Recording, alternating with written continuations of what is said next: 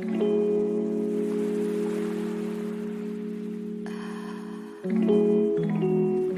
semuanya, kami dari kelompok 3 akan membahas tentang iklim dingin. Sebelumnya, kita perkenalan diri dulu ya. Nama aku Fani. Nama aku Betran. Nama aku Dols. Nama aku Kevin. Nama aku Beka. Oke, karena kita udah perkenalan diri, yuk kita langsung ke videonya. Jadi, topik di video kali ini adalah iklim dingin. Nah, kalian tahu gak sih apa itu iklim dingin? Tapi sebelum kita ngebahas topik utamanya, pastinya kita harus tahu dulu dong arti dari kata iklim itu sendiri. Oke, jadi apa itu iklim? Iklim adalah kondisi cuaca di wilayah tertentu dalam periode waktu yang lama. Iklim juga menentukan berbagai aspek kehidupan, misalnya tanaman apa yang tumbuh di sana, dan juga ciri-ciri hewan yang ada di sana. Dan kalian juga harus tahu nih, ada 4 jenis iklim yang ada di dunia, yaitu iklim tropis, iklim subtropis, iklim sedang, dan iklim dingin. Nah, yang akan kita bahas menjadi topik utama itu adalah iklim dingin, teman-teman. Jadi yuk kita tanya ke BK aja ya, apa itu iklim dingin? Bek, apa sih yang dimaksud dengan iklim dingin? Aku pengen tahu nih. Oke, Van. Aku kasih tahu ke kalian ya apa yang dimaksud dengan iklim dingin. Jadi, iklim dingin adalah jenis iklim di mana suhu rata-rata kurang dari 50 derajat Fahrenheit atau 10 derajat Celcius setiap bulan dalam setahunnya. Nah, kalian juga harus tahu nih, ternyata suhu di malam harinya itu bahkan lebih rendah dari rata-rata 50 derajat Fahrenheit loh. Dan di beberapa daerah beriklim kutub bahkan bisa lebih dingin lagi, yaitu dengan suhu rata-rata kurang dari 0 derajat Fahrenheit. Dingin banget ya guys. Oh iya, ada juga loh fakta-fakta iklim dingin. Mau tahu nggak? Ternyata faktanya di daerah yang memiliki iklim dingin akan mengalami musim dingin yang berlangsung sangat lama. Bahkan musim panas yang singkat, udara kering, dan tanah yang membeku sepanjang tahun. Nah, iklim dingin juga dibagi menjadi 3 jenis. Apa saja?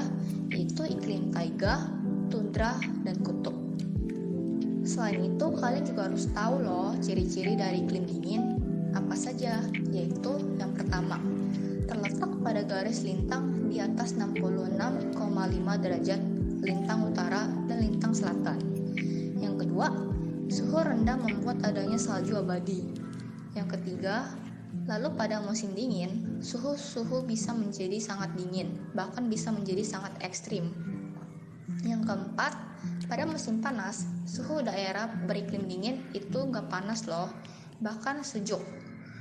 Dan yang terakhir, terdiri dari iklim tundra dan iklim es. Nah, kurang dari lebih itu yang dimaksud dengan iklim dingin dan informasi tambahan yang harus kita tahu ya. Oke, Van. Hehe. Wah, ternyata begitu. Astaga, aku aja baru tahu beberapa hal yang tadi disebutin sama BK. Makasih ya BK udah bantu jelasin. Terus kalian tahu gak sih negara mana aja yang termasuk iklim dingin? Pastinya menarik banget gak sih kalau kita bahas lebih lanjut tentang iklim dingin ini? Oke. Jadi, negara yang beriklim dingin itu ada negara Rusia, Norwegia, Finlandia, Kanada, Denmark, dan lain-lain. Lihat deh, keren-keren banget gak sih negara-negara yang tadi aku sebut? Nah, terus ada juga flora yang bisa hidup di iklim dingin, yang bakal dijelasin sama Udol. Jadi Dol, flora apa aja sih yang bisa hidup di iklim dingin? Kayaknya susah banget gak sih buat tumbuh di sana? Nah, jadi sebenarnya nggak semua tumbuhan bisa tumbuh di iklim dingin loh. Tapi pastinya ada juga yang bisa tumbuh di iklim dingin. Seperti flora berikut ini. Yang pertama yaitu tumbuhan asparagus, karena sangat cocok tumbuh di cuaca dingin, karena memiliki daya tahan yang bagus dan bisa panen berkali-kali. Yang kedua ada bawang putih. Jadi supaya bawang putih ini bisa mencapai puncak, kita harus tanam sampai 6 minggu sebelum suhunya mencapai titik rendah. Yang ketiga, lobak. Nah, lobak itu memang butuh sinar matahari dan suhu yang dingin. Walaupun begitu, lobak juga bisa tahan di suhu yang sangat dingin. Yang terakhir, kacang polong. Nah, kacang polong itu bisa tumbuh di cuaca yang dingin, karena ketika cuaca dingin, kacang polong ini jadi sangat diuntungkan karena membantu pertumbuhannya. Begitu deh Van, flora-flora yang bisa bertahan di iklim dingin. Wow, keren juga ya. Tumbuhan-tumbuhan itu bisa tumbuh di iklim yang dingin.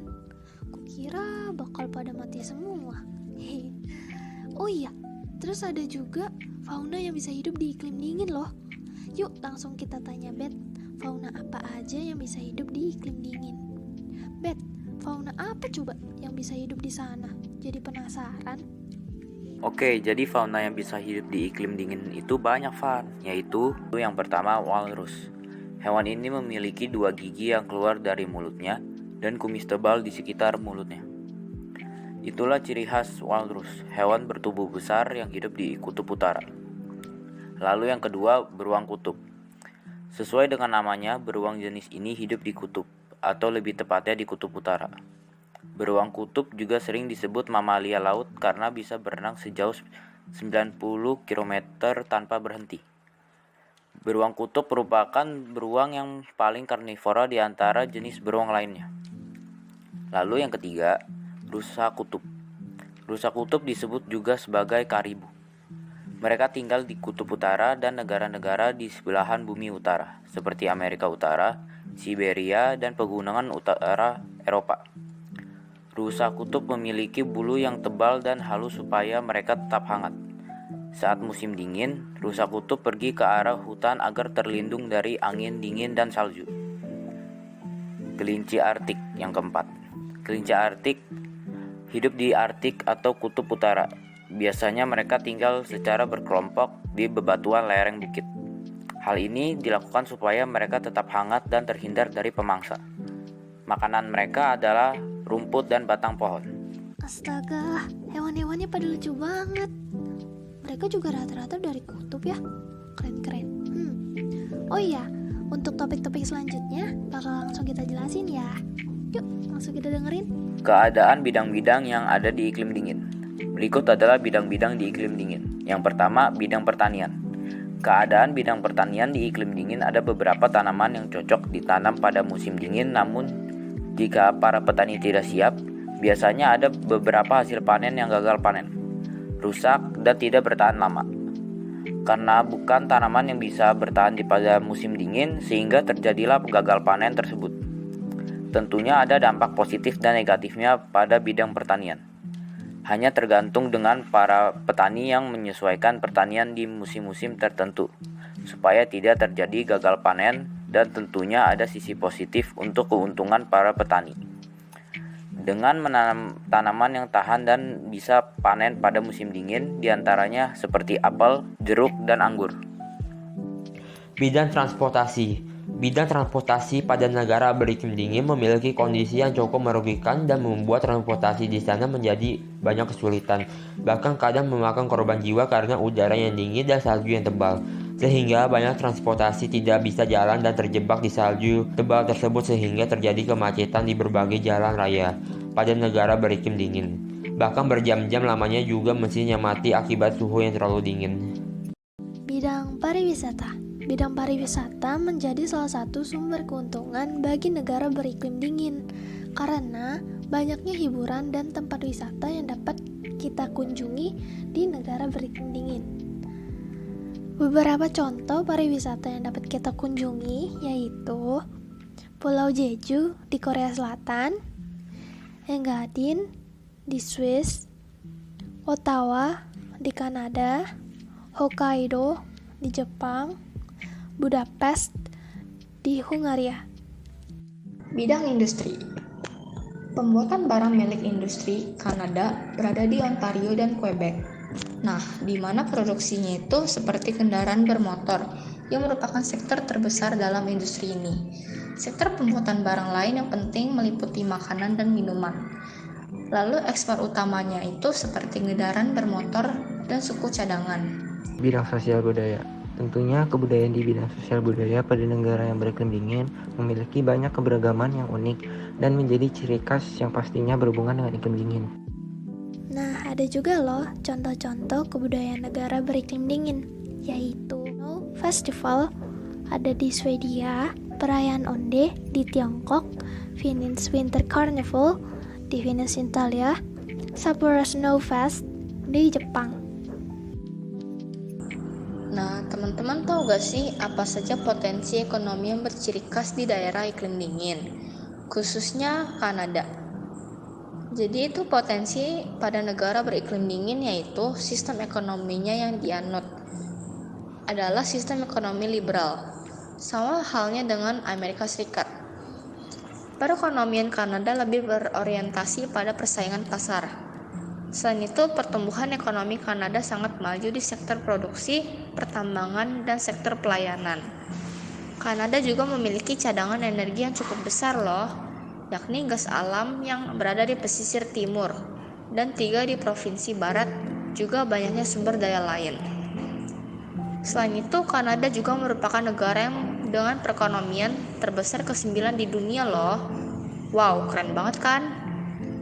Tapi ada hal yang menjadi kekhawatiran oleh pemerintah Kanada. Apa sih itu?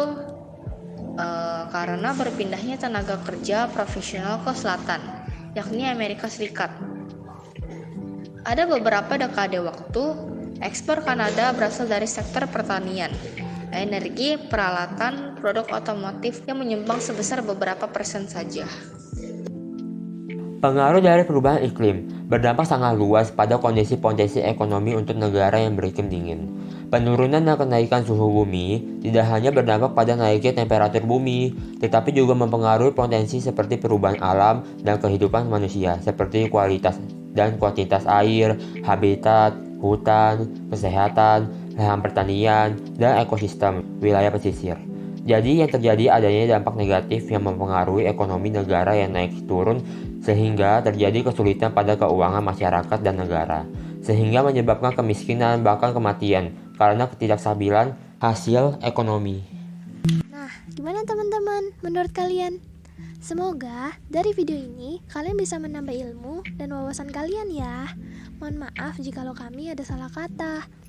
Terima kasih semua yang sudah menonton. Sekian dari kelompok 3. Namo Sang Yang Adi Budaya, Namo Buddhaya.